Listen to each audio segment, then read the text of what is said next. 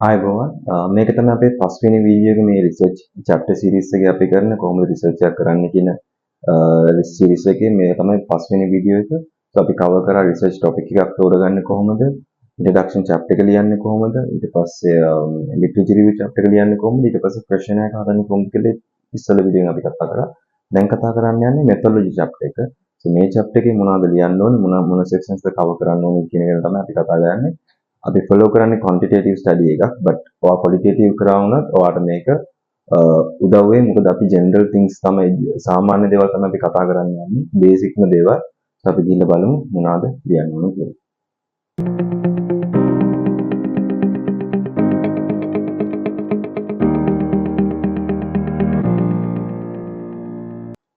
හරි. මොකක්ද මේ methodology කියලා කියන්නේ? methodology කියලා කියන්නේ ඔයගොල්ලෝ research එකේ plan එක නැත්නම් blueprint එක. ඕගොල්ලෝ කොහොමද මේක කරන්න යන්නේ? මොනවාද ඕගොල්ලෝ choose කරන method. So ඕව ගැන තමයි methodology කියන chapter එක අපි වැඩිපුරම කතා කරන්නේ. For example ඔයා හිතන්න ඔයා මොන හරි දෙයක් උයන්න යනවා. එතකොට ඔයා ගන්න කලමනා මොනවාද? ඒවා කොහොමද ඔයා use කරන්නේ? මොන විදිහටද උයන්නේ? ඔන්න ඕකම තමයි මෙතන methodology එකේ අපි කතා කරන්නේ. මේ chapter එකේ කියන්නේ ඔයාගේ research එක ගැන මේව තමයි ඔයාගේ choices මේ විදිහට තමයි ඔයා කරන්න යන්නේ. මේක තමයි ඔයාගේ plan. So ඒක ගැන තමයි අපි methodology එකේ ඕනම research එක methodology එක cover කරන්නේ ඔන්න ඔය part එක. හරිද? right. අපි introduction එකක් තියෙන හැම chapter එකකම වගේ හරිම simple introduction එක වල mention කරන්න පුළුවන්. explain මොකක්ද මේ methodology කියන වල explain කරනවා. citations දෙකක් විතර දාලා methodology කියන පොඩි හඳුන්වා දීමක් දෙන්න. ඊට පස්සේ sign posting. මේ chapter එකේ sign posting අපි කතා කරලා තියෙනවා. So sign posting කියලා කියන්නේ again ඔයා මේ chapter එකේ cover කරන්න යන දේවල් ටික explain කරනවා sign posting part එක. introduction එක ගැන ලියන්න පුළුවන්. So ඔයා choice එක ගැන කතා කරනවා, strategy එක, population එක ගැන කතා කරනවා, කොහොමද ඔයා මේ plan එක execute කරන්නේ. ඔය වගේ දේවල් කතා කරනවා කියලා ඔයාට sign posting එකේ දෙන්න පුළුවන්. හරි. ඊට පස්සේ 3.1 conceptual framework and hypothesis statements. So conceptual framework කියලා කියන්නේ මේක basically ඔයාගේ variables ටික ඔක්කොම අරගෙන පොඩි illustration එකක් පොඩි කටුසටහනක් වගේ ගන්නවා අපි මේක තමයි මේකෙන් වෙන්න යන්නේ මේ research එක මේ primary research එකෙන් වෙන්න යන්නේ මෙන්න මේ දේ කියන එක අඟවන්න පොඩි රූප රාමු පෙළක් වගේ අපි ඒක අඳින්න ඕනේ කොහොමද අඳින්නේ මම simple විදිහට කරන්නම් දැන් අපේ topic එක motivation and staff turnover so motivation එකටදී අපි ගාව තිබුණ attributes හතරයි ඒ attributes හතරයි මේ variables එක එකතු කරලා තමයි අපි conceptual framework එක හදන්නේ. මොකද්ද අපේ පළවෙනි variable එක motivation. මේක තමයි අපේ independent variable. So මේක යටතේ අපි ගාව තියෙනවා attributes. මේක බේස් කරගෙන අපි attribute හතරක් හැදුවේ. මොනවාද attributes හතර? salary තිබුණා. work life balance ඊට පස්සේ recognition ඊට පස්සේ අපිට තියෙනවා leadership so මේ අපි තෝරගෙන අපි මේ කරන් යන research එකේ මේ හතර තමයි අපි තෝරගත්ත attributes හතර හරි දැන් මේ attributes හතර තමයි අපි check කරන්නේ test කරන්නේ අපි independent variable එකත් එක්ක මොකක්ද independent variable එක employee turnover so මේක තමයි dependent variable එක so මේකත් එක්ක අපි ටෙස්ට් කරනවා ඉම්පැක්ට් එකක් මේ හතරෙන් තියෙනවද නැද්ද කියලා.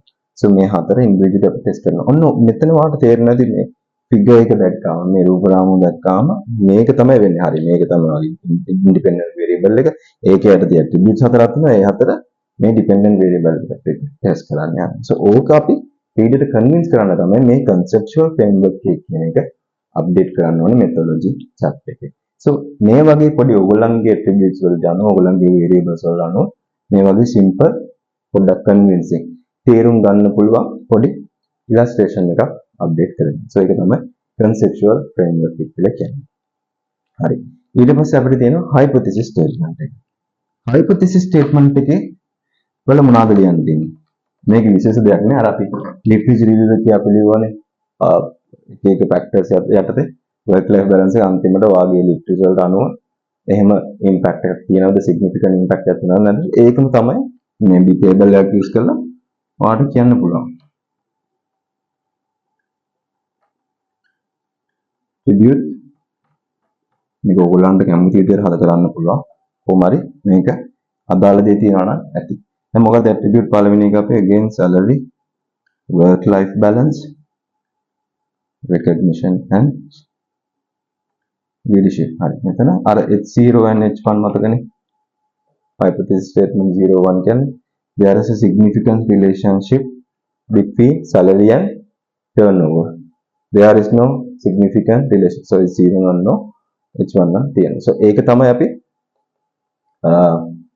hypothesis statement කියන්නේ literature review එකේ sections වල අප්ඩේට් කරලා. So ඒකම දැන් තාම අපි ඒක ටෙස්ට් කරලා නැහැ නේ. මෙතන අපි අපේ රිසර්ච් එක ටෙස්ට් කරලා නැහැ. So ඒක නිසා ස්ටේට්මන්ට් දෙකම මෙතන දාන්න ඕනේ. වෙන්නත් පුළුවන් නැවෙන්නත් පුළුවන්. ඒතර මෙතන එකකට දෙක ගානේ ස්ටේට්මන්ට්ස් එනවා. ඔයගේ ඇට්‍රිබියුට්ස් හතරක් තියෙනවා නම් ඔක්කොම 8ක් එනවා. මේක තමයි ඒවා කරන්න යන්නේ කියන එක තමයි තාම අපි කියන්නේ. මෙතොලොජි කියලා කියන්නේ තාම අපි රිසර්ච් එක කරලා නැහැ. ඔයා මෙහෙම තමයි කරන්න යන්නේ කියලා කියන්නේ. හරිද? So ඒක නිසා මතක තියාගන්න හැම ඇට්‍රිබියුට් එකකටම ස්ටේට්මන්ට් දෙක ගානේ යන්නේ. ඔයගේ ඇට්‍රිබියුට්ස් පහක් තියෙනවා නම් මෙතන 10ක් තියෙනවා. So ඒක තමයි පළවෙනි සෙක්ෂන් දෙක ඉන්ට්‍රොඩක්ෂන් එක conceptual framework and hypothesis statements කියලා කිව්වේ. So මේ දෙක මතක තියාගන්න පටන් ගන්න හොඳ විදිහට අප්ඩේට් කරලා මෙතොලොජි එක පටන් ගන්න ඕනේ. හරි. දැන් අපි කතා කරන්නේ ඊළඟ sections මොනවද කියලා. මතක තියාගන්න අපි ඔයා පළවෙනි පාර නම් ඔයාගේ රිසර්ච් එක කරන්නේ. ඔයාට මෙතොලොජි chapter එක complete කරනකොට ගොඩක් අලුත් වචන සමහර වචන තියෙනවා අහලවත් නැති වචන. බය වෙන්න කිසිම හේතුවක් නැහැ. ඊට පස්සේ තව වචන තියෙනවා එක වගේමයි. දැන් හොයතුවොත් choice, approach, strategy. ඔය ඔක්කොම එක වගේ. සාමාන්‍ය ජීවිතේ අපි කතා කරනකොට මේ වචන ඔක්කොම අපි එකම දෙයකට යූස් කරන්නේ. හැබැයි මතක තියාගන්න මෙතොලොජි chapter එක කරනකොට ඒ වචන එක එක දේවල් වලට තමයි අපි යූස් කරන්නේ. පටල ගන්න එපා. So අපි යනකොට ඔයාලට තේරෙයි මොකද්ද වෙනස කියලා. So මතක තියාගන්න ඔන්න ඔය කාරණා දෙක. අලුත් වචන තියෙනවා බය වෙන්න දෙයක් නැහැ. අනිත් සමහර වචන තියෙනවා එක ළඟ යන. හැබැයි එක ළඟ ගියාට ඒ වලින් වෙන වෙන අර්ථ තමයි ලබා දෙන්නේ. So මතක තියාගන්න ඒක. හරි. දැන් අපි first sections දෙක complete කරා. මේ sections complete කරන්න කලින් මම ඔයගලන්ට recommend කරනවා මෙන්න මේ theory එක කියවන්න කියලා. මොකද්ද මේ theory එක? Research Onion by Saunders. මම ස්ක්‍රීන් එකේ දානවා ඒක. So මේකයි onion කියලා කියන්නේ. මේක අර ලුණු ගෙඩියක තියෙන layers විදිහට ගන්න මේක explain කරලා තියෙන. එක layer එකක් choice එක වෙන්න පුළුවන්. තව layer එකක් philosophy ඔය වගේ. So මේ theory එකේ හැම දෙයක්ම තියෙනවා. methodology වලට අඳින්න ඕන. හැබැයි ඔයාගේ research එකේ basic research එකක් නම් ඔයාට focus කරන්න පුළුවන් අනිවාර්යෙන් කියවන්න ඕන දේවල්. අනිවාර්යෙන් ඔයාගේ තිබිය යුතු දේවල් ටිකට විතර ඔයාට focus එක දෙලා කියවන්න පුළුවන්. So understanding එකක් ගන්න මේක කියවලා. ඒකට ඔයා දන්නවා මේ ඔයාගේ රිසර්ච් එක. දැන් මම කියවනේ මෙතොලොජි කියලා කියන්නේ හැම කැටගරි එකකම ඔයාගේ ඔප්ෂන් එක මොකක්ද කියලා එක්ස්ප්ලেইন කරනවා. ඒ ඔයාගේ ඔප්ෂන් එක මොකක්ද කියලා දැනගන්න ඒකේ තියෙන ඔප්ෂන්ස් වල හේතුව දන්නවා නම් විතරයි. දැන් ඔයා හිතන ෆිලොසොෆි එකේ ඔප්ෂන්ස් තුනක් තියෙනවා නම් මගේ රිසර්ච් එක වැටෙන්නේ කොයි කැටගරි එකකටද කියලා ඔයා දන්නේ මේ තුන ඔයා දන්නේ නැත්තම්. right? So ඔයාට මේ තුන ගැන අයිඩියා එකක් ගන්න. මෙන්න මේ රිසර්ච් අනියන් එක ගැන අයිඩියා එකක් තියෙනවා. මේ අනියන් එක ගැන පොඩ්ඩක් go through කරලා කියවලා තේරුම් ගන්න බලන්න. හරි. දැන් අපි පළවෙනි සෙක්ෂන් එකට මේ පාර්ට් එක. Research philosophy. මොකද්ද ෆිලොසොෆි කියලා කියන්නේ? ෆිලොසොෆි යටතේ ඔයාලට තියෙන ඔප්ෂන්ස් තුනක්. මම බේසික්ම ඔප්ෂන්ස් ගැන කතා කරන්නේ සාමාන්‍ය සෙක්ෂන්ස් වල මීට වඩා ඔප්ෂන්ස් තියෙනවා. හැබැයි මම ફોකස් කරන්නේ මේන්ම one. හරි. දැන් positivism, integrism, pragmatism. positivism කියලා කියන්නේ ඔයා හිතන්න ඔයාගේ රිසර්ච් එක numbers, facts එතකොට quantify කරපු දේවල් වලින් use කරන්නේ. ඔයාගේ රිසර්ච් එක කම්ප්ලීට් කරන්න ඒ දේවල් බේස් කරලා නම් එහෙනම් ඒක positivism. ඒකට ඔයාලට කියන්න පුළුවන් ඔයාගේ philosophy එක positivism කියලා. හේතුව මොකද ඔයා කරන්නේ මේ රිසර්ච් එක numbers use කරලා quantify කරලා ඔයාගේ data. So ඒක නිසා තමයි positivism කියලා කියන්නේ. ඔයා හිතනවා interviews තියෙනවා. So ඒතර interviews තිබ්බම කොහොමද collect කරන්නේ data? ඒගොල්ලන්ගේ experiences මත, opinions මත, ඒගොල්ලන්ගේ අදහස් ওই වගේ දේවල් වලින් තමයි ඔයා ඒ රිසර්ච් එක කරන්නේ. එතකොට ඒක එහෙමනම් ඉන්ටර්ප්‍රිටේෂන්. හරිද? දැන් ඒක තමයි මම කිව්වා දැනගන්න ඕනේ ඉන්ටර්ප්‍රිටේෂන් කියන්නේ මොකක්ද කියලා. එතකොට තමයි ඔයා දැනගන්නේ මගේ රිසර්ච් එක ඉන්ටර්ප්‍රිටේෂන්. මොකද මම මේ දේ තමයි කරන්නේ. හරි? ප්‍රැග්මැටිසම් කියන්නේ මේ දෙකම එකතු කරලා කරනවා රිසර්ච් එකක් කරනකොට සර්වේ එකකුයි ඉන්ටර්වියුස් දෙකම කරලා එකතු කරනවා නම් ක්වොන්ටිටේටිව් and ක්වොලිටේටිව් දෙකම කරනවා නම් ඒක ප්‍රැග්මැටිසම් විදිහට පාඩ හඳුන්වලා දෙන්න පුළුවන්. හැබැයි ඔයා එක්ස්ප්ලেইন කරනෝනේ ඇයි ඔයා එහෙම කියන්නේ කියලා. ඒක රිසර්ච් ෆිලොසොෆි. ඊට පස්සේ අපිට තියෙනවා මෙතොලොජිකල් choice. choice එකේ තව සබ් කැටගරිස් තියෙනවා. මොනෝ මික්ස් මල්ටි. දැන් ඔයාලට වචනෙම තේරෙනවා මොනෝ කියන්නේ එකක්. මික්ස් නම් දෙකම මික්ස් කරලා මල්ටි නම් ගොඩක්. So දැන් මෙතන මොනෝ දැන් අපි කරන්නේ මොකද? අපි quantitative study ගන්න මේ example එක කරන්නේ මේ research chapter series එකේ. So ඒක නිසා මේක මොනෝ. මොකද්ද අපි කරන්නේ? quantitative තමයි follow කරන්නේ. So ඒතර අපේ එක මොනෝ. මේකත් එක්ක ඔයා කියන්න ඕනේ වගේ හරිම choice එක. මේ choice category එක. මෙතන quantitative ද qualitative ද කරන්නේ. දැන් මගේ එක මම කරන්නේ quantitative. ඔයාට මොනෝ කියලා qualitative කියන්නත් පුළුවන්. මේ ප්‍රශ්නයක් නැහැ. මොනෝ කියන්නේ එකක්. දැන් ඔයා දෙකම කරනවා නම් ඔයාට mix එක දෙන්න පුළුවන්. අරකේ මේ pragmatism වගේ මෙතන mix එක දෙන්න පුළුවන්. එතකොට ඔයා කියනෝනේ මම කරන්නේ quantitative. again ඔයාට justify කරන්න. ඇයි ඔයා quantitative කරන්නේ? හේතුව ඔයාට lazy numbers එක කියනම ඔයාට ඒක explain කරන්න lazy මොකක් හරි වගේ දෙයක් ඔයාට කියන්න පුළුවන්. හරිද? so ඒක තමයි choice එක කියලා කියන්නේ. ඊට පස්සේ අපිට තියෙනවා research approach එක. approach එක කියන්නේ මොකක්ද? approach එක යටතේ අපිට කඩන්න පුළුවන් deductive and inductive කියන්නේ. දැන් deductive කියන එක මොකක්ද? අපි දන්නේ නැත්නම් deductive කියන්නේ මොකක්ද කියලා අපි මේ research අනින්නේ කියවලා නැත්නම් methodology chapters දන්නේ නැත්නම් deductive inductive කියලා ඔයාලට කියන්න දන්නේ නැහැ. මොකද ඔයා දන්නේ ඔයාගේ research එකේ කොයි පැත්තටද approach එක යන්නේ කියලා. මේක දැනගන්න ඔයා මම කිව්වා වගේ අපෝ මේ ටික කියවලා ඉන්න ඕනේ. හරි. දැන් මම ඒක explain කරලා තියෙනවා මෙතන. ඔයා හිතන්න ඔයාගේ රිසර්ච් එක කරන්නේ තියරි එක බේස් කරලා ඊට පස්සේ තියරි එක බේස් කරලා ඔයා හයිපොතීසිස් ස්ටේට්මන්ට්ස් බිල්ඩ් කරනවා. ඊට පස්සේ ඒක තමයි ඔයා data වලට හරවලා ඉතුරු රිසර්ච් එකේ ඉතුරු ටික කරගෙන යන්නේ. එහෙම කරනවා නම් ඒක ඩිඩක්ටිව් තමයි අප්‍රෝච් එක වෙන්නේ. ඒ වගේම ඔයා හිතනවා පැටර්න්ස් ට්‍රෙන්ඩ්ස් ගොඩක් මේක ක්වොලිටේටිව් ස්ටඩිස් වල තමයි මේකෙන්නේ. පැටර්න්ස් ට්‍රෙන්ඩ්ස් වල ෆලෝ කරලා ඊට පස්සේ ඔයා තියරි එක බිල්ඩ් කරනවා. මේක නිකන් අනිත් පැත්ත වගේ. ඒක හැමනම් ඒක ඉන්ඩක්ටිව්. ඔයාගේ රිසර්ච් එක falls under inductive. so මේක ඔයාගේ ඩිඩක්ටිව් නේද? අපේ එක ඩිඩක්ටිව්. මොකද අපි රිට්‍රීස් රිවිව් එකක් තියෙනවා තියරි එකේ අපි හයිපොතීසිස් ස්ටේට්මන්ට්ස් බිල්ඩ් කරා. ඊට පස්සේ අපි data වලට හරවලා ඒක ටික කම්ප්ලීට් කරනවා. so ඒක නිසා අපේ රිසර්ච් අප්‍රෝච් එක ඩිඩක්ටිව්. හැමතිස්සෙම ඇයි කියන එක කියන්න ඕනේ ඔයාගේ මෙතොලොජි එකේ වගේ ඔප්ෂන් එකත් එක්ක. හරිද?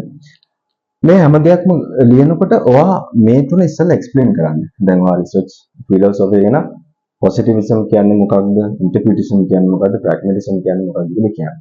ඊට පස්සේ කියන්නේ ඔයා කරන්න ඕන දේ. ඔයා කරන දේ. ඔයා නැත්තම් ඔයාගේ රිසර්ච් එකේ වැටෙන්නේ මොන කැටගරි එකකටද? ඊට පස්සේ ඇයි කියලා කියන්නේ. මොකද හේතුව මෙන්න මේ දේ නිසා. පැහැදිලිනේ? so ඒක තමයි ඩිඩක්ටිව් and ඉන්ඩක්ටිව් එකේ වෙනස.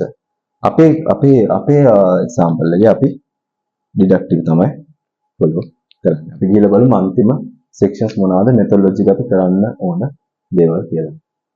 හරි. අපි දැන් ඊළඟ sections වලට යමු. ඊට අපි දිනන research strategy මේක නම් හරිම simple. ඔයාලට කියන්න තියෙන්නේ ඔයා කරන්නේ case study ද survey ද experiment ද කියලා. මේ section එකේ ඔයාලට ගොඩක් වචන use කරන්න ඕනේ නැහැ. explain කරා අර මම කිව්වා වගේ හැම section එකක්ම explain කරන්න ඕනේ. මොකද්ද?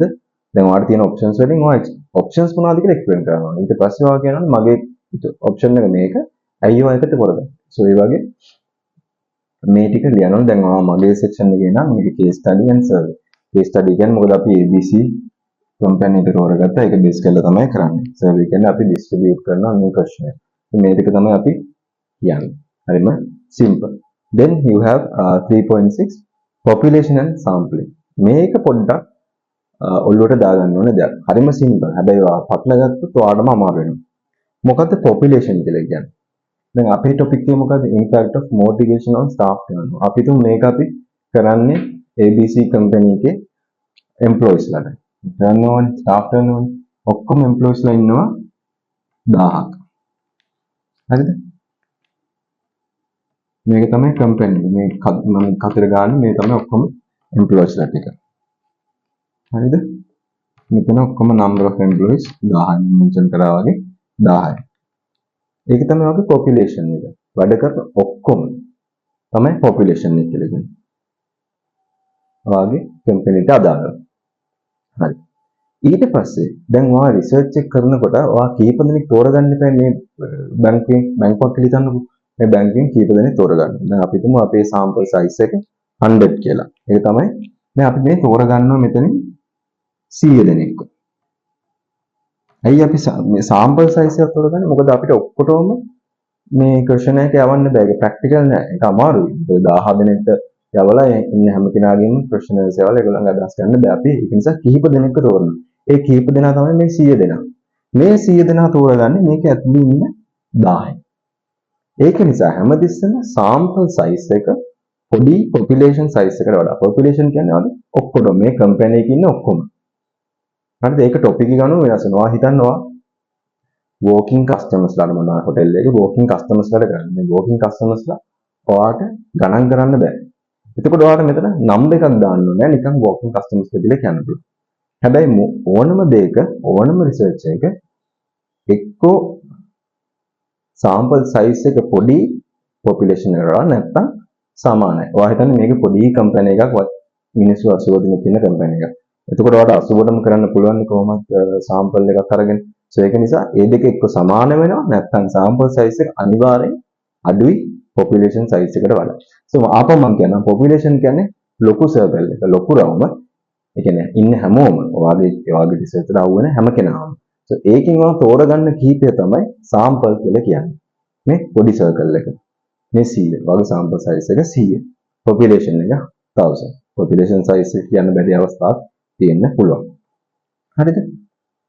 ඒ වගේම ඔයා මෙතන අනිවාර්යෙන් population sampling කියන්නේ මොකක්ද කියලා generally explain කරන්න මම හැමතිස්සෙම කියනවා. ඊට පස්සේ ඔයා කියනවානේ මගේ population එක කියන්නේ total number of staff working in this ABC company. So the number is 1000 people. Now out of those 1000 people you are going to choose 100 as your sample size. So 100 තමයි මගේ sample size එක. හරි. දැන් ඔයා මේ 100 තෝරගන්න ක්‍රමයක් තියෙනවා. අපිට නිකන් මේ 100 කොහොමද එකේ ඉඳන් 100ට ගණන් කරලා එන්නේ කියන්න බෑ. අපිට මොකක් හරි method එකක් තියෙනවා. ඒ method එක අනුව ඔයාට sampling technique එක mention කරන්න ඕනේ. මේක අපි කියනවා probability and non probability කියලා. probability කියන්නේ මොකද්ද? ඔයා probability කියලා කියන්නේ basically ඔයා ඒ sample එක ගන්නකොට මේ 1000න් 100 තෝරගන්නකොට හැම කෙනෙක්ටම එක වගේ chance එකක් තියෙනවා මේ 100 අතුරට තේරෙන්න. තේරෙනවද? ඒ කියන්නේ ඔයා හිතන simple random තමයි ඔයාගේ technique එක. ඒ කියන්නේ simple random ඔයාට techniques ಜಾති ගොඩාක් තියෙනවා. මම ඒක තමයි කිව්වා research and එකයි methodology chapter එකේ මොනවද තියෙන්නේ කියලා කියවන්න. එතකොට ඔයාලට ideas එනවා මේවා තමයි options කියලා. මම මෙතන දාලා තිනවා options 4ක්. simple random, cluster, convenience, snowball. දැන් simple random ගමුකෝ ලේසිම දේ. අපි ගිහිල්ලා ඒ 1000 දෙනාගෙන් 100ක් අපි හිතමු S2 වහලා කියනවා print out එකක් ගන්නවා 1000 දෙනාගේ නම් ටික check කරන් යනවා 1 2 3 ඔහොම කියලා අපි 100ක් තෝරනවා. එතකොට ඒක simple random කියලා අපි හිතමුකෝ. එතකොට ඒ 1000න් හැමෝටම chance එකක් තියෙනවා ඒ ටික් එකේ වැටෙන්න. හරිනේ වෙන්න පුළුවන්. ඒක නිසා ඒක probability. හැම කෙනාටම chance එකක් තියෙනවා. non probability කියන්නේ කිහිප දෙනෙක්ට chance එක වැඩි. ඔයා හිතන්න මේ sample size එක තෝරගන්නේ shopping mall එකට ගිහිල්ලා. ඒ mall එකට යන දවසේ මේ mall එකට එන කට්ටිය විතරයි එතකොට ඒ sample size එකට අහු වෙන්නේ. ඊළඟ දවසේ එන කට්ටිය අහු වෙන්නේ නැහැ. එතකොට අනිවාර්යෙන් පොඩ්ඩක් ඒක නිකන් අර වාසි අර කට්ටියට. ඒක අපි bias කියලා කියනවා. So ඒක non probability. හැමෝටම එක වගේ chance එකක් නැහැ sample size එක ඇතුළට වැටෙන්න. So ඒක තමයි non probability. ඔයා මේක තෝරගන්න method එක ගන්නවා. simple random sampling technique එක මත ඔයා කියන්න ඕනේ ඔයාගේ probability ද non probability. මම තෝරගත්ත විදියට හැමෝටම chance එකක් තිබුණා. අහු වෙන්න sample එක ඇතුළට නැත්තම් මම තෝරගත්ත විදියට හැමෝටම එක වගේ chance එකක් තිබ්බේ නැහැ. ඒක ප්‍රශ්නයක් නෑ. තිබ්බත් නැතත් ඒක ප්‍රශ්නයක් නෑ. ඔයා කියන්න ඕනේ තිබ්බද නැද්ද? ඇයි තිබ්බ නැත්තේ? මොකද ඔයා මේ ටෙක්නික් එක තමයි යූස් කරන්නේ. මම මෙතන convenience and snowball තමයි non probability වල දාලා තියෙන්නේ. So මේ වගේ ගොඩාක් options තියෙනවා. අපි පුළුවන් වුණොත් මේවා ගැන sampling techniques ගැන තියෙන වීඩියෝ පස්සේ කරමු. දැන් මම දෙක දාලා දෙනවා. ඒක ඔයා කරන විදිහ අනුව explain කරන්න ඕනේ. හරි. ඊට පස්සේ data collection. මේකත් හරිම ලේසි section එකක්. මේ section එක කියන්නේ primary and secondary data. මොනවද primary data? අපි collect කරන්න යන findings මේ sample කට්ටිය. ඒක ඇයි අපි ඒකට primary කියලා කියන්නේ? මොකද ඒ මොහොතේ තමයි අලුත්ම information. මේගොල්ලන්ගේ ideas, comments, equation, answers ඔක්කොම ඒ මොහොත තමයි මේ ලෝකෙට මේවා හඳුන්වන්නේ. මේකයි ඒක primary කියලා කියන්නේ. secondary කියන්නේ මොනවද? secondary කියලා කියන්නේ literature review chapter එකේ ලියපු හැමදාම secondary. අන්නේ data. දැන් මෙතන මේ section එක යටදී කියන්නේ in my study I'm going to complete මේ විදිහට කියන්නේ I am කියලා කියන්නේ third party language use කරනවා මේ primary and secondary දෙකම use කරනවා මේ study එකේ මේ research එකේ primary use කරන්නේ collect කරන data අනුව ආගේ questionnaire එකේ secondary කියලා කියන්නේ use කරලා තියෙන literature එතකොට ඒක කොහොමද use කරන්නේ journal articles e-books websites ඔය වගේ එක එක theories use කරලා තමයි secondary එක ලියලා තියෙන්නේ so ඒ දෙක කරන data collect කරන්නේ කොහොමද මොනවාද sources කියලා මෙතන mention කරන්නේ ඊට පස්සේ ඔයා survey method එකක් mention කරන්න මොකද්ද survey method එක ඔයා හිතනවා print out 100ක් අරගෙන හැමෝටම බෙදනවා මේ 100 දෙනාට ඒක paper based තමයි කරන්නේ නැත්නම් ඔයා Google form එකේ ඔබ හදලා links ටික යවන්න එතකොට Google form තමයි ඔයාගේ survey method එක ඒකත් mention කරන්න ඊට පස්සේ ඔයා කියන්න ඔයා pilot testing එකක් කරනවා මේක final findings analysis chapter එක කරන්න කලින් final analysis එක කරන්න කලින් ඔයා pilot testing එකක් කරන්න. මොකද හැම research එකකම pilot testing එක ගොඩක් වෙලාවට අත්‍යවශ්‍යයි. මොකද මෙතන කරන්නේ ඔය rehearsal එකක් වගේ. අපි හැමදෙස්සම check කරලා බලන ඔයාගේ මේවා questionnaire එකේ ප්‍රශ්න උත්තර හම්බෙන විදිහේ ප්‍රශ්න මොනවාද තියෙනවද මේ variables වල ප්‍රශ්න තියෙනවද කියලා. ඒක කරන් තමයි අපි pilot testing එකක් කරන්නේ. so එහෙම එකක් කරනවා කියලා විතර data collection part එක යටතේ ඔයාලට mention කරන්න පුළුවන්. so මේ ටික මම කිව්වා වගේ හැමතිස්සෙම මේවා යටතේ තියෙන options ඔයා explain කරන්න theoretically. කියන්නේ citations use කරලා මේවා මොනවද කියලා explain කරන්න. ඊට පස්සේ ඔයාගේ option එක මොකක්ද කියන්නේ. ඊට පස්සේ ඇයි ඔයා එක මගේ option එක විදිහට තෝරගත්තේ කියලා කියන්නේ. නැත්නම් ඒක ඔයාගේ යට කාණ්ඩයට වැටෙන්නේ නැහැ කියලා ඔයා explain කරලා කියන්න. so ඒක තමයි data collection මේ set එකේ ලේසිම බේසික්ම දේවල් තමයි මම කිව්වේ. so මම හිතනවා ඔයාලට idea එකක් එන්නේ අපි ගිහලා බලමු තාම මොනවද methodology chapter එක වාට cover කරන්න තියෙන්නේ කියලා. හරි. දැන් අපි එවෙලින් අන්තිම part එකට අපේ methodology chapter එකේ හරිම simple sections තුනක් මේ තුන 3.8 ethical consideration. ethical consideration කියලා කියන්නේ basically ඔයා කොච්චර සාරධර්ම ගරුකව මේ research එක කරාද. මේ ethical කියන්නේ කොහොම ethically ඔයා කොච්චර දුරට මේක සාර්ථකව මේ study එක complete කරා research එක complete කරා. මොනවද මේකට දෙන්න පුළුවන් examples? ඔයාලට කියන්න පුළුවන් ඔයා කිසිම confidential personal details collect කරේ නැහැ අර questionnaire එක distribute කරනකොට. ඒකට ඒ වගේ questions දැම්මේ නැහැ. collect කරපු data ටික ඔයාලට කියන්න පුළුවන් ඔයාගේ computer එකේ password එකක් දාලා protect කරලා ඒ ඔක්කොම details ටික delete කරලා ඔයා project එක submit කරාට පස්සේ ඒක ඔයාලට mention කරන්න පුළුවන්. ඊට පස්සේ ඔයාලට කියන්න පුළුවන් කිසිම කෙනෙක් බලහත්කාරයෙන් මේ research එක questionnaire එක complete කරන්න කියලා කිව්වේ නැහැ කියලා. තාම මොනවද ඔයාලට කියන්න. තව කියන්න පුළුවන් ඔයා මේ ABC කියන company එකෙන් letter එකක් ගත්තා. consent letter එකක් ගත්තා. මේක මේ research එක මේ company එක base කරලා කරන්න පුළුවන් කියලා. එතකොට ඔයා grammar නෙමෙයි සමාන plagiarism check කරලා ඒ software එකෙන් check කරලා ඔයා copy paste කරන එකේ prove කරා percentage එක අඩුයි කියලා. so ඒ වගේ දේවල් කොහොම සාරධර්ම ගරුකව මේක කරාද කියන එක තමයි ඔයා මෙතන කියන්නේ. how ethically මෙතන again අර මම කිව්වා වගේ හැම section එකේම ඔයා ඉස්සෙල්ලාම explain කරන්න මේ මොකද්ද topic එක සහ ඒක මොනවද අදාළ වෙන්නේ කියලා citations use කරලා ඊට පස්සේ ඔයා කියනවා ඔයාගේ assignment එක research එක කොහොමද ඔයා කරේ කියලා. ඒක තමයි මෙතන ඔයා ethical consideration එක කියන්නේ. ඊට පස්සේ අපිට තියෙනවා limitations නැත්නම් challenges. මොනවාද limitations? ඔයාලට කියන්න පුළුවන් time management. ඔයා හිතනවා වැඩ කරන ගමන් තමයි මේ studies කරන්නේ. ඒකට ඔයාලා time management එක පොඩ්ඩක් අමාරුයි. ඒකවල limitation එක කියලා ඔයාලට ඒක mention කරන්න පුළුවන්.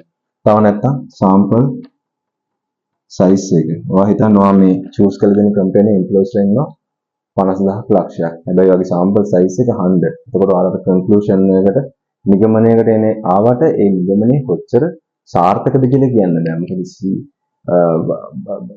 මිලියනයකින් ලක්ෂයකින් 100ක් කියන හරියම පොඩි අල්ප ප්‍රමාණයක්. ඒක නිසා ඒ වගේ දේවල් ඔයාලට මෙන්ෂන් කරන්න පුළුවන්. තව කියන්න පුළුවන් ටෙක්නිකල් ඉෂුස්. අර SPSS software එක අපි කරන නිසා ඒක ගැන ඔයාලට අවබෝධයක් ගොඩක් තිබුණේ නැහැ. ඒක ඔයාලට ඒක ගොඩක් අමාරු වුණා ඒක කරන්න. ඒක. ඒ වගේ දේවල් ඔයාලට limitations යටතේ කියන්න පුළුවන්. නැත්නම් challenges යටතේ කියන්න පුළුවන්. chapter summary ඊළඟට තියෙන හරිම ලේසි highlights. අනිත් section එකේ වගේ ඔයාලට මෙතන key highlights ටික mention කරන්න පුළුවන්.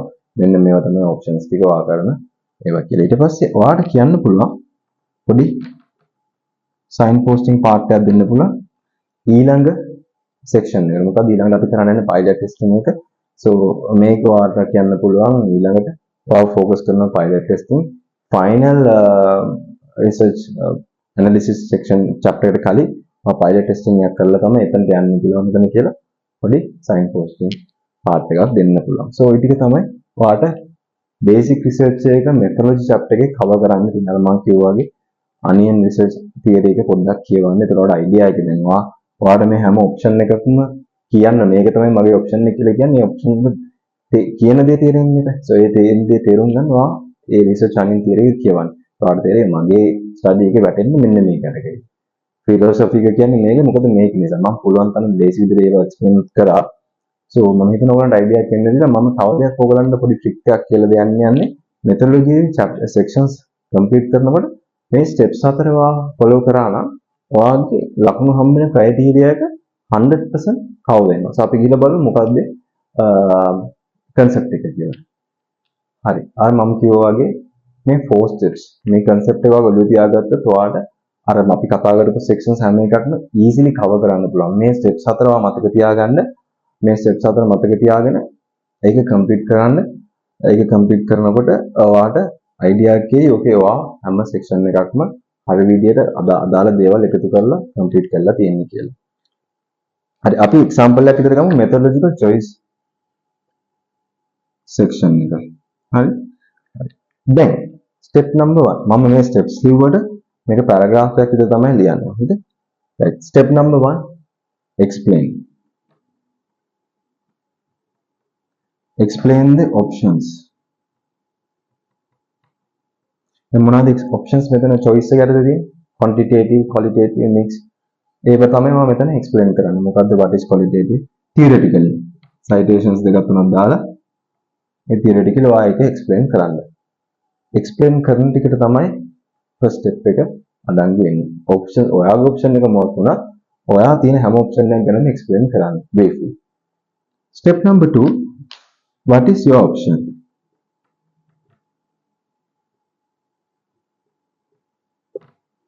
ඔයාගේ option එක මොකක්ද? මෙතන අපේ නම් quantitative. So in this study you are going to follow quantitative methodological choice. ඒක තමයි ඔයාගේ second step එක. ඔයාගේ option එක මේ explain කරපු දේවල් වලින් මොකක්ද? ඕක ඔයා explain කරන්න ඕනේ අර paragraph එකේ ඊළඟ part එකේ. step number 3 මේක why ඇයි ඔයා මේ options තුනක් තියෙදි quantitative තෝරගත්තේ? ඔයා justify කරන්න ඕනේ මෙතන. කොහොමද justify කරන්නේ? ඔයාට කියන්න පුළුවන් මේකේ තියෙන benefits. quantify කරන්න පුළුවන් quantitative තෝරගත්තාම analyze කරද්දී ඒක easy. ඔයාලා numbers වල කඩා ගන්න පුළුවන් presentation illustrations use කරලා pie charts use කරලා ඔයාලා ලස්සන ටික present කරන්න පුළුවන්. so ඒ වගේ දේවල් ඔයාලට කියන්න පුළුවන් ඔයාගේ option එක backup කරන්න. මම මේක තෝරගත්තේ මෙන්න මේ හේතුව නිසා. මේකෙන් මේ වගේ benefits එනවා කියලා ඔයාලට explain කරන්න පුළුවන් third step එකේ යටතේ. ඔයා මේක ඔයාගේ option එක backup කරනවා ඇයි කියන එක කියලා. හරි. ඊට පස්සේ option 4 disadvantages of not choosing the other option. ඒ කියන්නේ මොකද්ද? ඒ කියන්නේ දැන් අපි quantitative තෝරගත්තාම qualitative එකේ තියෙන වාසිය අපිට නැති වෙනවනේ. එතකොට ඔයාලා මෙතන කියන්න පුළුවන් මේක මම quantitative තෝරගත්ත නිසා මට මිනිසුන්ගේ අදහස් දැන් qualitative කරන කෙනෙක්ට ඒගොල්ලන්ගේ අදහස් එයා මේ y කියන එකට යාට මෙන්ෂන් කරන්න පුළුවන් මිනිසුන්ගේ අදහස් එයාට එනවා අලුත් කමෙන්ට්ස් එනවා එහෙම කියලා. හැබැයි quantitative කරද්දී ඔයා දෙන answers වලට විතරයි ඒගොල්ලෝ ටික් කරන්නේ. හරිද? දැන් එතකොට ඔයාලා මෙතන disadvantage එක විදිහට කියන්න පුළුවන් ඒගොල්ලන්ගේ අදහස් වලට ගන්න බෑ. හරි ඔයා මේක තෝරගත්ත නිසා අනිත් options වල තිබ්බ වාසි මොනවාද? ඒවා ඔයාට මිස් වෙනවනේ. so ඒක ඔයාට මෙතන මෙන්ෂන් කරන්න පුළුවන්. හැබැයි මේ disadvantages ගොඩක් ලියන්න යන්න එපා. ඊට පස්සේ ඔයාගෙන් අහන්න පුළුවන් ඇයි ඔයා මෙච්චර අනිත් ඔප්ෂන්ස් වල මෙච්චර වාසි තියෙනවා නම් ඇයි ඔයා ඒක තෝරගන්නද quantitative තෝරගත්තේ.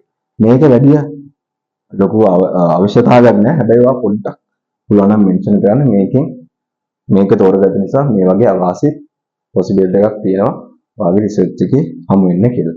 So මේ steps හතර ඔයා paragraph එකක් විතර structure කරලා ලියන්න හැම section එකක්ම cover කරනවා. philosophy එක වෙන්න පුළුවන්, choice එක වෙන්න පුළුවන්. So ඒ වගේ ගොඩක් sections වල ඔයාලා මේ 4 steps method එක use කරන්න පුළුවන්. explain කරා මොනවද options? මොකද්ද ඔයාගේ option එක කියලා කිව්වා? ඇයි ඔයා ඒ option එක තෝරගත්තේ කියලා කිව්වා? ඒ option එක තෝරගත්ත නිසා ඔයාට හමු වෙන අවාසි ඒවා කිහිපයක් mention කරා. So මේ විදිහට ඔයා ගොඩක් section options තියෙන sections වල මේක update කරා කියන්නේ ඔයාගේ answer එක detailed. ඒ කියන්නේ ඔක්කොම focus කරන ඕනේ මේ එක cover වෙනවා.